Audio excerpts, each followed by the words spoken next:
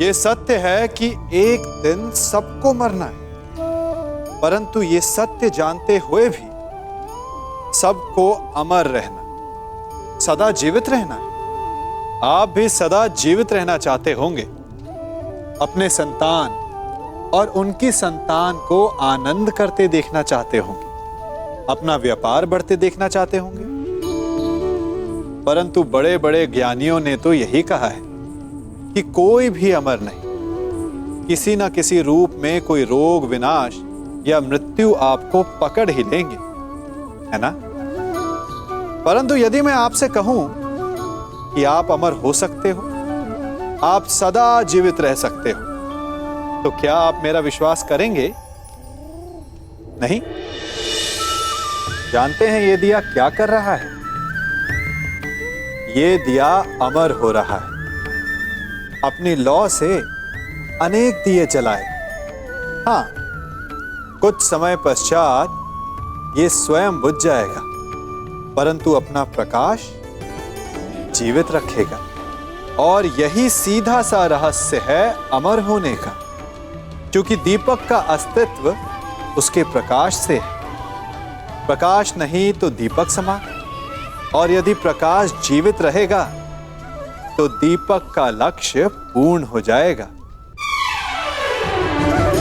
उसी प्रकार मृत्यु तब नहीं होती जब शरीर मरता है।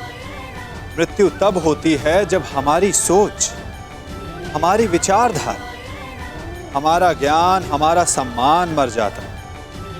इसीलिए अपने ज्ञान, सोच और प्रेम को बांटे, ठीक इस दीपक की भांति, जिससे कई दीपक जलें और वो कुछ और दीपक जलाएं, और आप सदा सदा के लिए अमर हो जाएं। मेरे प्रतिशोध की अग्नि से तुम्हारे राज्य का हर एक घर राख हो जाएगा।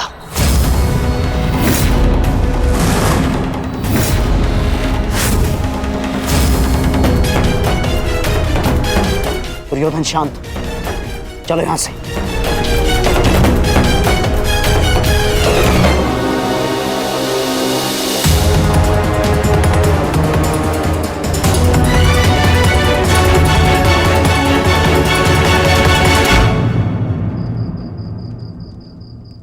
प्रणिपात महाराज। महारानी का स्वास्थ्य अब कैसा है?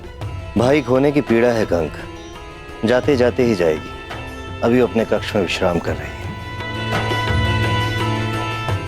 यदि कोई आवश्यकता पड़े तो स्मरण कर लीजिएगा महाराज। सबसे अधिक आवश्यकता के समय तुम सहायता कर चुके हो कंक।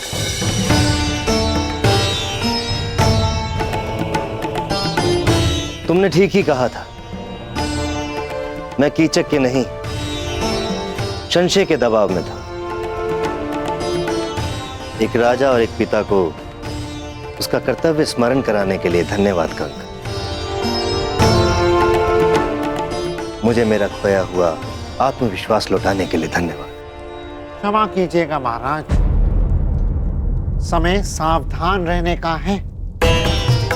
हस्तिनापुर युवराज की ललकार को मत भूलिएगा, क्योंकि मत्स्य का वो सेनापति मारा जा चुका है जिसके भय के कारण विराट नगर की सीमाएं सुरक्षित थीं। कुरु सेना किसी भी क्षण आक्रमण कर सकती है महाराज, किसी भी क्षण।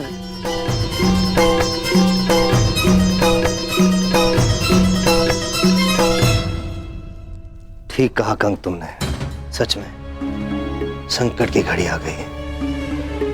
मैं आसक्त हूं और कुमार उत्तर तो अभी स्वयं बालक है। इस संकट की घड़ी में तुम्हें कोई मार्ग दिखाओ।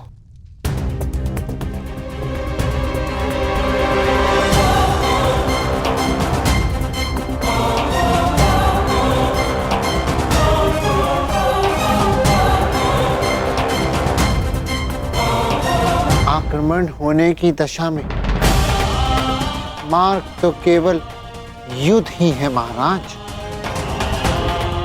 परंतु मैं आपको वचन देता कि जिस मत से भूमि का हमने अन्न खाया है उसे नाश नहीं होने देंगे महाराज। नाश नहीं, सर्वनाश चाहिए मुझे, सर्वनाश। उस मत्स्य राज्य का सर्वनाश चाहिए मुझे। उसने मेरा, दुर्योधन का अपमान किया है, दुर्योधन का।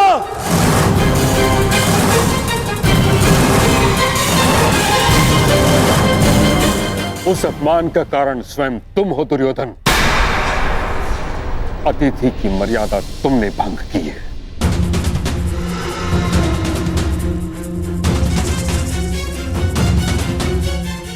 मैं कुछ भंग करना चाहता था तो वो केवल उन पांडवों का अज्ञातवास जो उस सभा में नहीं हुआ, वो अब रणभूमि में होगा, विराट पर आक्रमण करके होगा।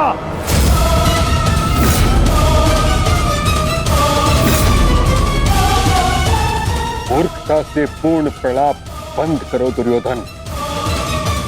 केवल इस कारण कि तुम्हें संदेह है कि पांडव वहां थे, हम आक्रमण नहीं कर सकते। नहीं, संदेह नहीं, पूर्ण विश्वास है मुझे। वो सैरंद्री ही पांचाली थी।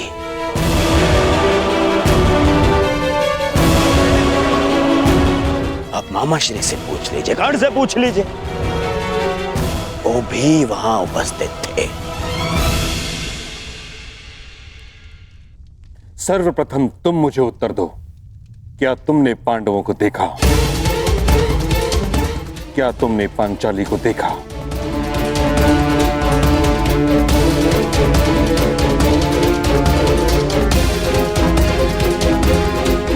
मैं बस देखने ही वाला था।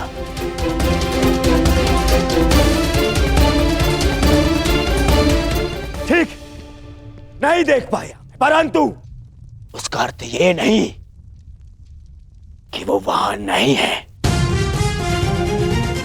तो अभी बताइए पिताश्री, कीचक जैसे शक्तिशाली का वध और कौन कर सकता है? उसका वध ही इस बात का साक्ष्य है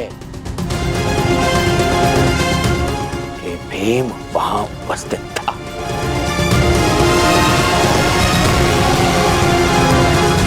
मैं दुर्योधन की इस बात से सहमत हूं ताचरी।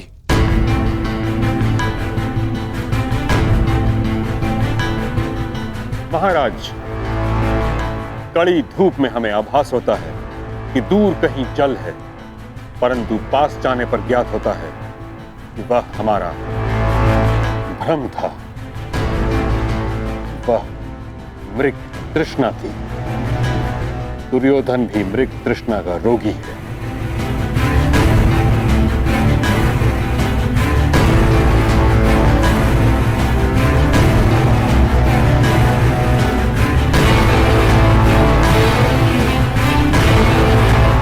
आपको क्या लगता है मैं मूर्ख हूं?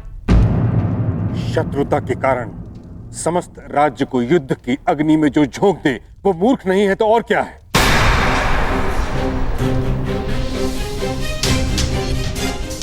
कितनी बार तुम्हें समझाने का प्रयास किया है, परंतु तुम समझने को तैयार ही नहीं हो।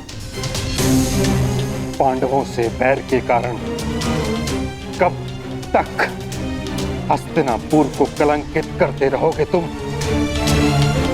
कब तक राज धर्म को दूषित करते रहोगे? अपने संदेह के निवारण के लिए सहस्त्र सैनिकों के प्राण दांव पर लगा रहे हो। अपने संदेह के निवारण के लिए सहस्त्र सैनिकों के प्राण दांव पर लगा रहे हो। क्षमा कीजिएगा महामहिम।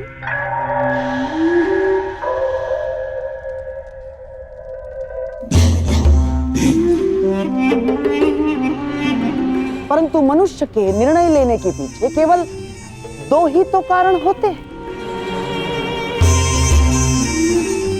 एक विश्वास और दूसरा संदेह।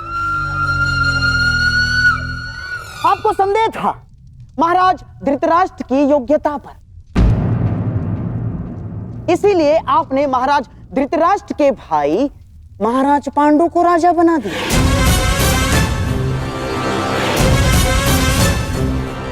आपको संदेह था कि युद्ध में कर्ण कहीं अर्जुन के प्राण न ले, अर्जुन को परास्त न कर दे, इसीलिए आपने हस्तिनापुर का विभाजन भी स्वीकार कर लिया।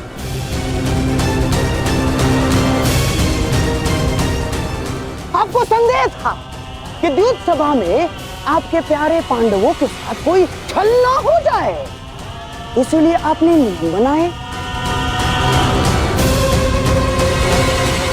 और इस समय भी आपको संदेह ही है कि कहीं मेरा प्यारा दुर्योधन आपके प्रिय पांडवों को खोज ना ले और फिर से उन्हें वनवास ना जाना पड़े। महामहिम, बस करिए गंधार राज।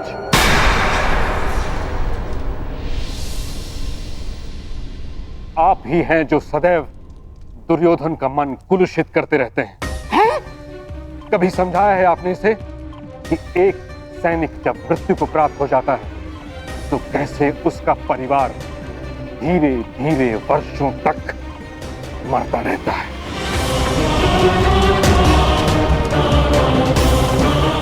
सहस्त्रों सैनिकों के प्राण का कोई मोल है? मुझे मोल नहीं है। मोल है पितामह, है। मुझे कुछ 100 सैनिकों का नहीं, उन लाखों सैनिकों के प्राण का मोल है। यदि ये युद्ध नहीं हुआ तो पांडव प्रस्तुत होंगे और फिर महायुद्ध होगा। ऐसा महायुद्ध जिसमें लाखों सैनिक अपने प्राण गंवाएंगे, फिर लाखों परिवार थोड़ा थोड़ा करके हर दिन मरते रहेंगे।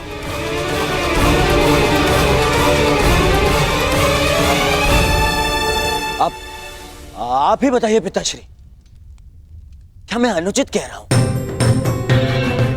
लाखों सैनिकों के प्राण बचाने के लिए कुछ 100 सैनिकों का वीर गति प्राप्त करना बलिदान है या मूर्खता?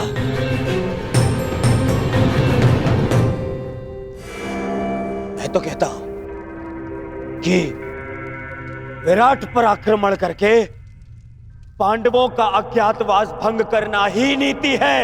यही नीति है पितामह।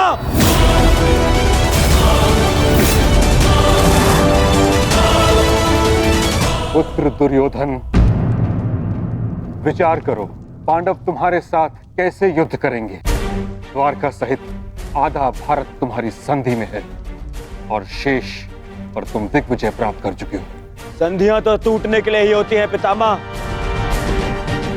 पांडवों के वो मित्र जिन्होंने मेरे भय से मुझसे संधि की है, वही उनके सामने आते ही मुझसे संधि तोड़ देंगे। परंतु आपको क्या, आपने तो सदा पांडवों का ही समर्थन किया है। आज भी जब मैं उन पांडवों से हस्तिनापुर की सुरक्षा का प्रयास कर रहा हूं, आज भी आप उन्हीं का समर्थन कर रहे हैं।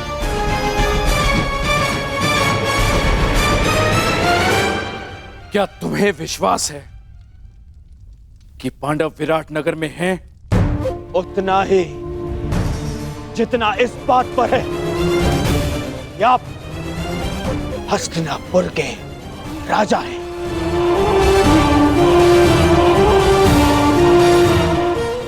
पितामह भीष्म हस्तिनापुर का हित चाहते हैं। पिताश्री, यदि पांडवों का अज्ञातवास पूर्ण हो गया तो वो अवश्य युद्ध करेंगे।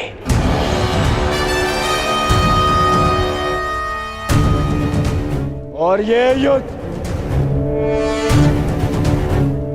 महायुद्ध होगा।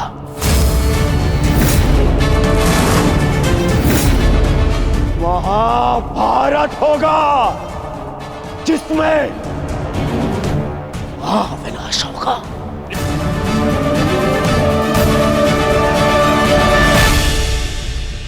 नहीं, मैं ऐसा नहीं होने दूंगा।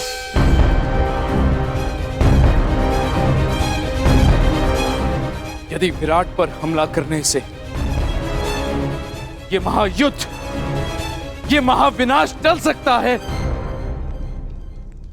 तो मुझे पुत्र दुर्योधन का ये प्रस्ताव स्वीकार है।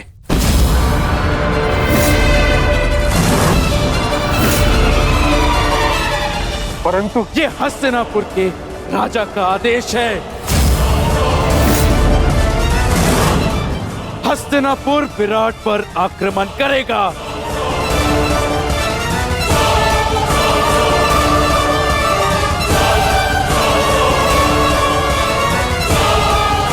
युद्ध की तैयारी हो।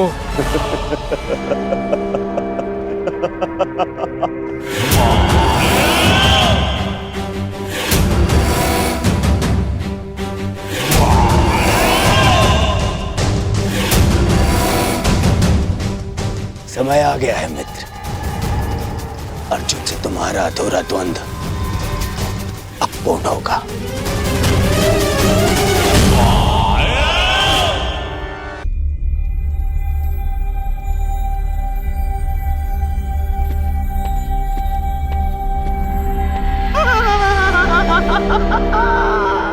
अब तुम बच नहीं सकते मेरे प्यारे भांजे पांडवों।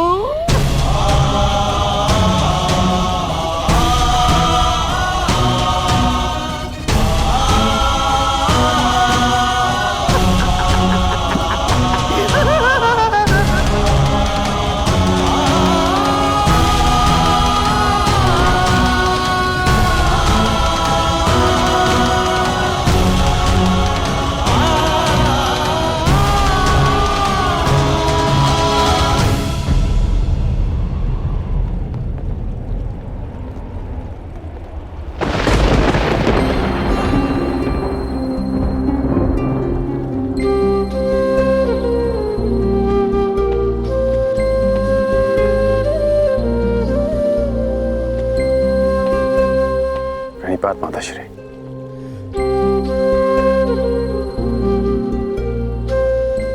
मैं जानता हूं आप आज मुझे विजयी होने का आशीर्वाद नहीं देंगे। मैं आज कुछ देने नहीं, स्मरण दिलाने आई हूं। तुम्हें ज्ञात होगा कि मेरे पुत्र और पुत्रवधू के साथ छल हुआ है।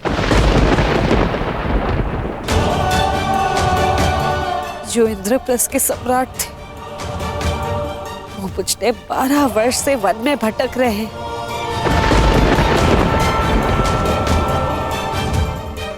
और कुछ ही दिन बचे उनकी स्वतंत्रता में, और उनके साथ फिर से छल होने जा रहा है। हस्तिनापुर से इतनी बड़ी सेना उनकी वृत्त प्रयाण कर रही है। उनकी आत्मा रक्षा के लिए उनके पास एक भी सैनिक नहीं।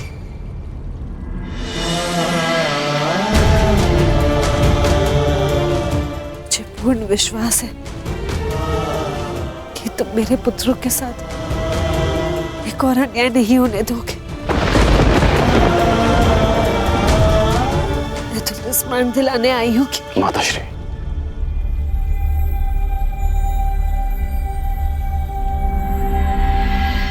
कर्ण को अपना हर वचन स्मरण है।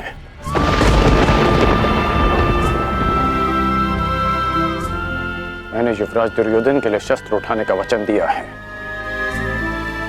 तो युद्ध तो मैं अवश्य करूंगा।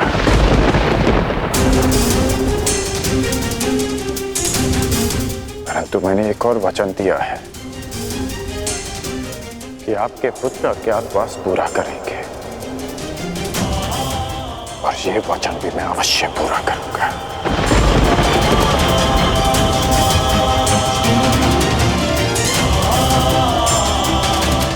आज्ञा दीजिए माताश्री।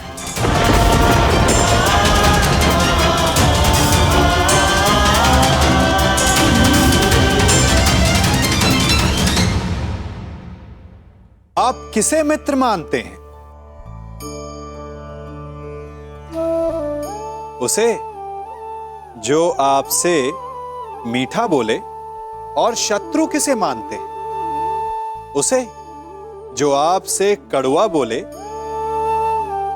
नहीं, शत्रुता और मित्रता दोनों का निर्णय उनकी बातों से नहीं होता। कभी कभी मीठा बोलने वाला आपका शत्रु हो सकता है, और कभी कभी कड़वा बोलने वाला आपका मित्र। ठीक उसी भांति जैसे मीठा सोम रस हानिकारक होता है और कड़वी औषधि लाभदायक, इसीलिए किसी को भी उसके शब्दों से नहीं, उसके कर्मों से पहचानिए, क्योंकि मनुष्य के कर्म ही उसकी पहचान होती कि वो शत्रु है या मित्र। मत्स्य में आज एक नया सूर्य उदय हुआ है। मत्स्य का राजा मैं पहले भी था, परंतु स्वतंत्रता का आभास नहीं होता था मुझे। आज वर्षों के पश्चात यहाँ की वायु में स्वतंत्रता अनुभव कर रहा हूं मैं। अनुभव हो रहा है कि मेरे पास भी शक्ति है। अब मुझे हस्तिनापुर से युद्ध होने का कोई भय नहीं। जिसके पास तुम्हारे जैसा हितैषी हो, उसे कैसा भय कंक? तुम्हारे प्रोत्साहन से आज फिर से मैं स्वयं को एक शक्तिशाली राजा अनुभव कर रहा हूं। महाराज, मनुष्य को शक्ति आत्मविश्वास से मिलती है। यदि आत्मविश्वास है तो मनुष्य स्वयं की और अपनों की रक्षा कर सकता है।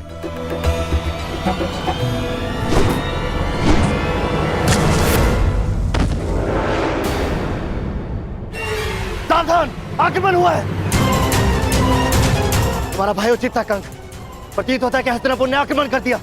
हस्तिनापुर ने बिना चेतावनी के आक्रमण कैसे कर दिया? महाराज, विगत नरेश सुशर्मा ने आक्रमण किया है। सुशर्मा, इतना साहस? तुम्हें पराजित होना होगा। चलो, सेना और प्रजा को सावधान कर दो। सब युद्ध के लिए तत्पर हैं।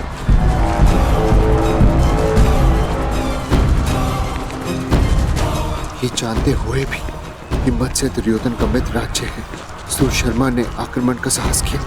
यह तब तक संभव नहीं जब तक उसे किसी बड़ी शक्ति का समर्थन प्राप्त ना हो। इसका अर्थ ये सब दुर्योधन ने करवाया।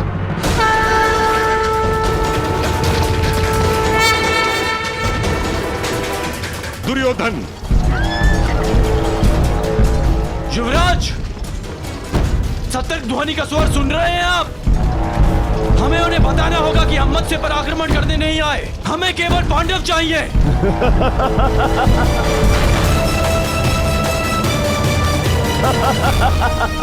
मित्र,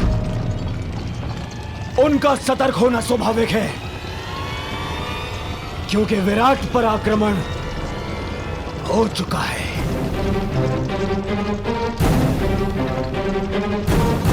सुशर्मा की सेना दक्षिण छोर से विराट पर पहले ही आक्रमण कर चुकी है।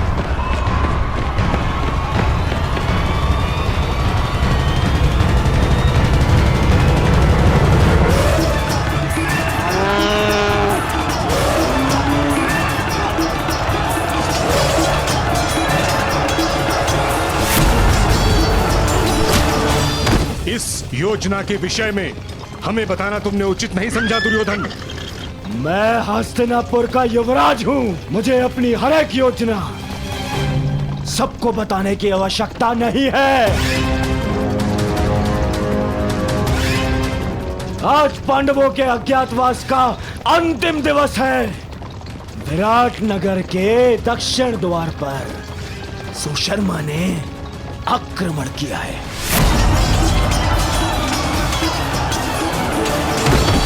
उनका सारा ध्यान विराट के दक्षिण द्वार पर होगा और हम उत्तर दिशा से आक्रमण करके पांडवों को वहीं घेर लेंगे।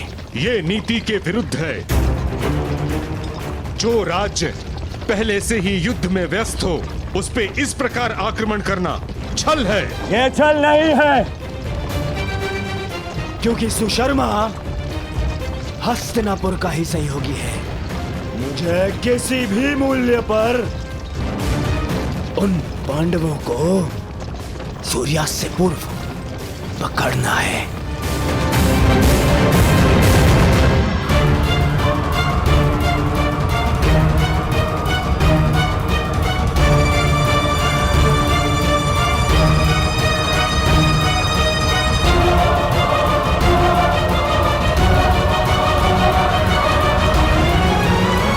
दक्षिण द्वार पर आक्रमण की सूचना सुनते ही वो पांडव उत्तर दिशा से निकलने का प्रयास करेंगे।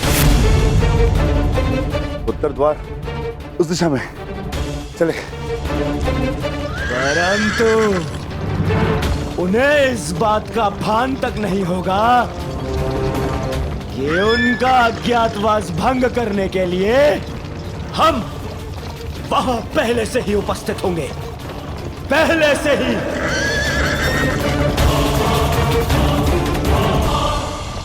दुर्योधन अपने साथी, महारथी और सेनापति को इस प्रकार योजना से अवगत न रखना असम्मान माना जाता है और इस प्रकार से छल करके आक्रमण करना अधर्म।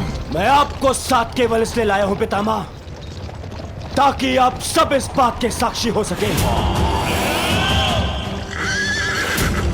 कि मैंने पांडवों का अज्ञातवास धर्म सम्मत भंग किया है।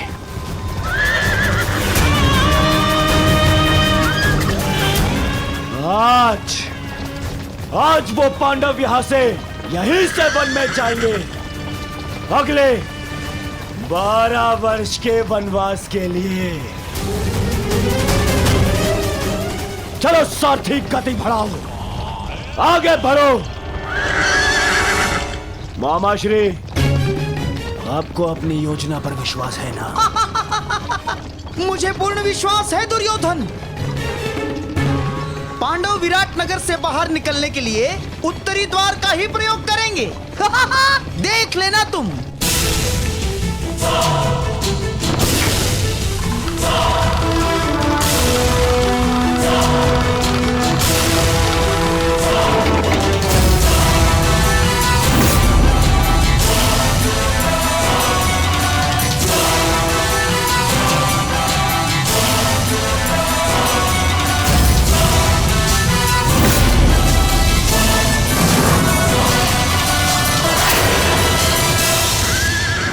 गति बढ़ाओ सारथी, आगे बढ़ो।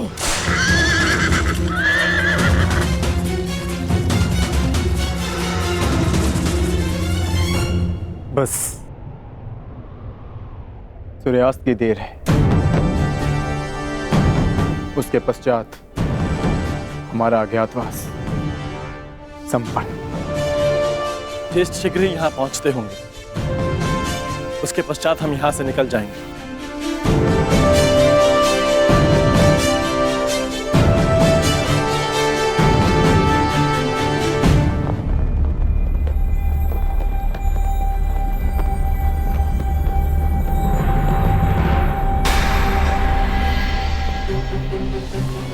मत्स्य ध्वज को हटाया जा रहा है। हमें शीघ्र ही यहाँ से प्रस्थान करना होगा।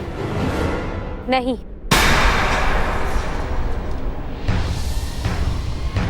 हम नहीं जाएंगे।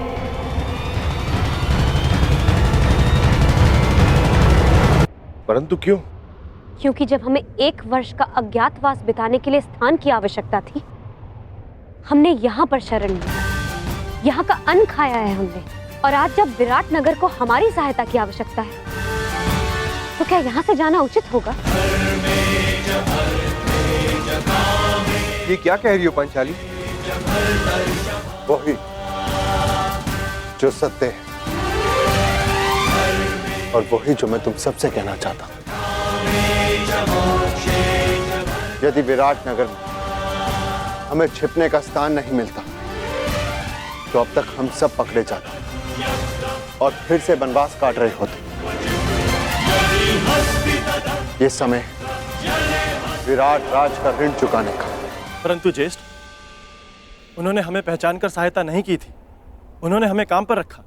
तो इस नाते वो हमारे स्वामी हुए और बिना उन्हें सूचित किए हमारा यहां से जाना भी अधर्म है। धर्म? इसी धर्म के कारण हमें द्यूत में हार मिली। इसी धर्म के कारण आपने फिर से द्यूत खेला।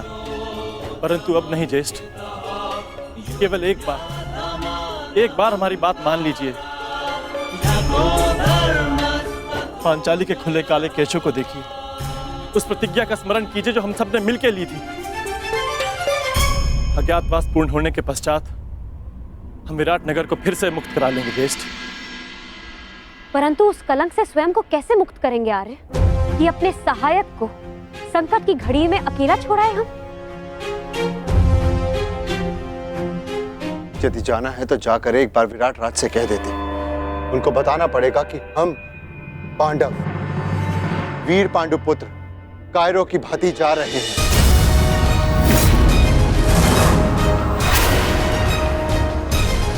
यश भ्राताश्री सही कह रहे हैं सहदेव। यही समय है, अपने शस्त्रों पर आई धूल हटा ली जाए।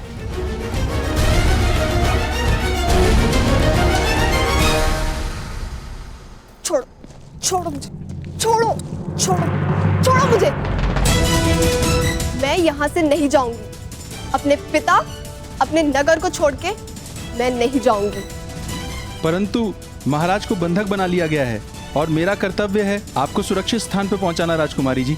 और मेरा कर्तव्य अपनी जन्मभूमि, अपने नगर की रक्षा करना है। हाँ, मैं भी अपने स्वामी को छोड़कर कहीं नहीं जाऊंगी, चाहे सुशर्मा की सेना हमें बंदी क्यों ना बना ले। परंतु हम महारानी हैं, हमारे आदेश की अवहेलना नहीं होगी। देखा सहदेव, एक बालिका युद्ध के लिए प्रस्तुत है, एक महारानी अपने बलिदान के लिए तत्पर है, और हम यदि योद्धा होकर भी उनका साथ ना दे पाए तो भले ही हम इंद्रप्रस्थ पालें, परंतु कभी भी अपनी आंखों में देख पाने का साहस नहीं कर पाएंगे। आप उचित कहते हैं ज्येष्ठ। अब चाहे 12 वर्ष वनवास में और क्यों न रहना पड़े, हम यहां से नहीं जाएंगे।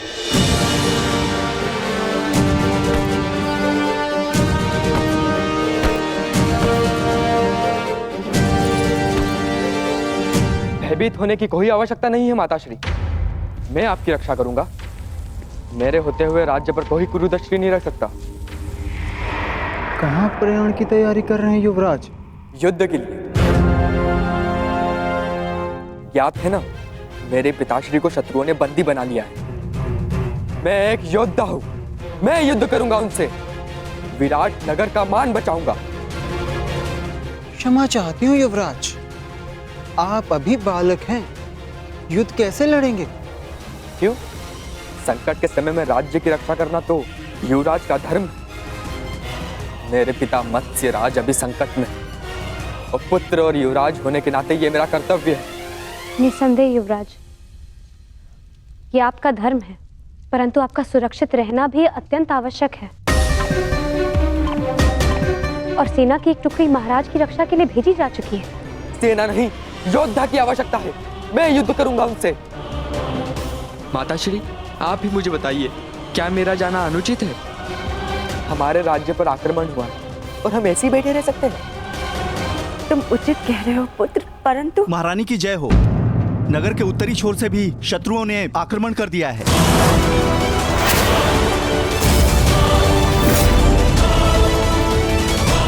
सुशर्मा ने तो दक्षिण दिशा से आक्रमण किया था, उत्तर से किसने आक्रमण कर दिया?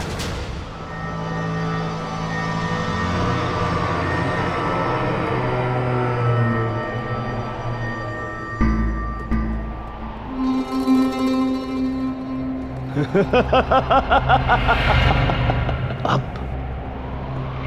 कहां छुपेंगे पांडव पुत्र? आज होगा पांडवों का अज्ञातवास भंग।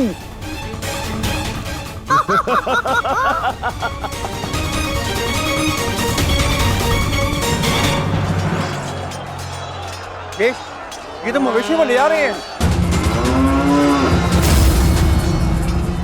विराट की संपत्ति की रक्षा करना भी हमारा कर्तव्य है। आगे दीजिए ज्येष्ठ।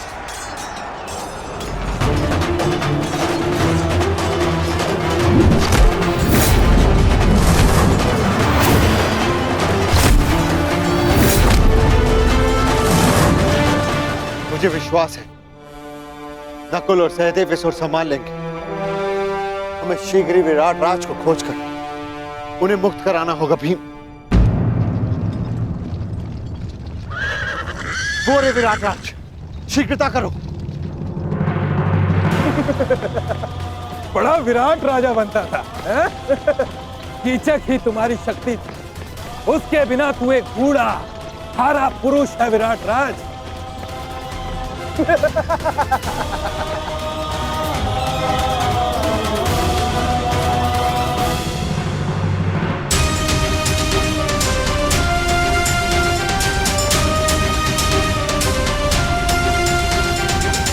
उत्तर ने अपने पिता को इस अवस्था में नहीं देखा।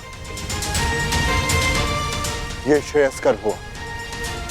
परंतु सुशर्मा के पुत्र उसे जिस अवस्था में देखेंगे भूल नहीं पाएंगे, क्योंकि मैं सुशर्मा के प्राण ले लूंगा। सावधान भीम, संभल कर प्रहार करना। तुम्हारी शक्ति से तुम्हारी पहचान हो सकती है। संभल कर।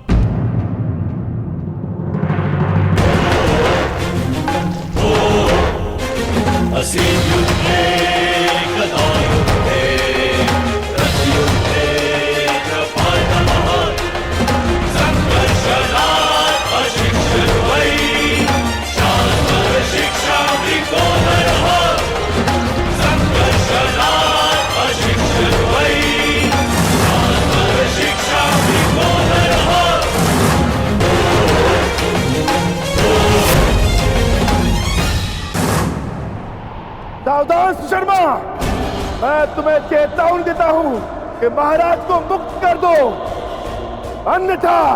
कौन हो तुम? वल्लभ, महाराज का प्रमुख रसोइया। हमारे अभी इतने बुरे दिन नहीं आए कि हम एक रसोइये से युद्ध करें।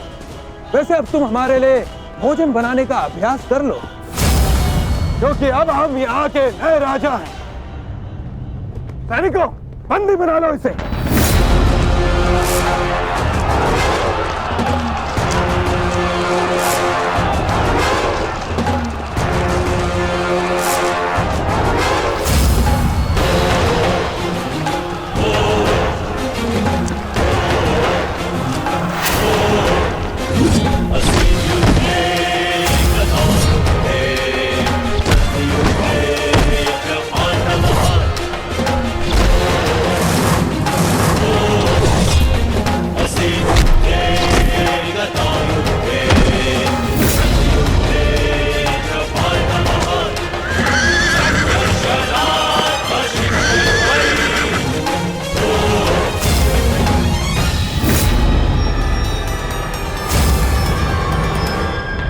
हे ईश्वर, दुर्योधन, महाबली भीष्म और अंगराज कर्ण जैसे महारथियों का सामना कैसे करेगी हमारी सेना? कैसे करेगी? युद्ध का वास्तविक आनंद तो महारथियों के साथ लड़ने में ही आता है माताश्री। अब आएगा युद्ध का आनंद। अब सिद्ध होगा कि आपका पुत्र कितना बलशाली, कितना वीर है। अब आप देखना कैसे मैं महान धनुधारी अर्जुन के भांति अपने बाणों से कौरवों का नाश करता हूं। अत्यंत उत्साही मत बनो पुत्र। क्षमा चाहती हूँ महारानी, परंतु युवराज का कहना उचित है। ये कैसी बात कर रही हो सारंधरी? युवराज अभी बालक है वो भीष्म और कर्ण जैसे महायोद्धाओं का सामना कैसे कर पाएंगे? कर सकता हूँ, परंतु एक समस्या है। एक उत्तम सारथी की आवश्यकता है, अन्यथा उन कौरवों को मैं धूल चटा दूं।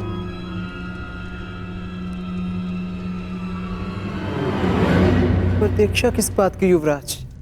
आगे बढ़िए। क्या? मैं बताती हूँ महारानी। बृहनला कुमार की सारथी बनकर जाएगी।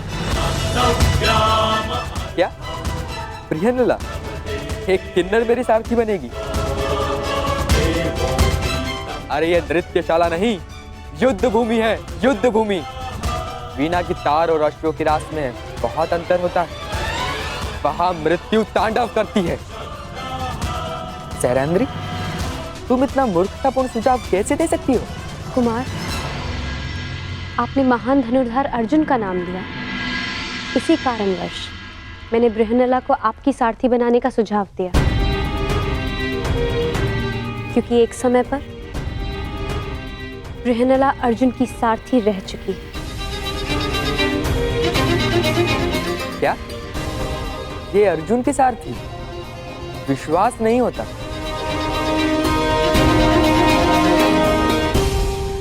ठीक है, अब कोई और मार्ग भी नहीं। मैं तुम्हें अपने साथ आने की आज्ञा देता हूं। यदि तुम महान अर्जुन की सारथी थी, तो मैं भी तुम्हें अपनी सारथी बना सकता हूं।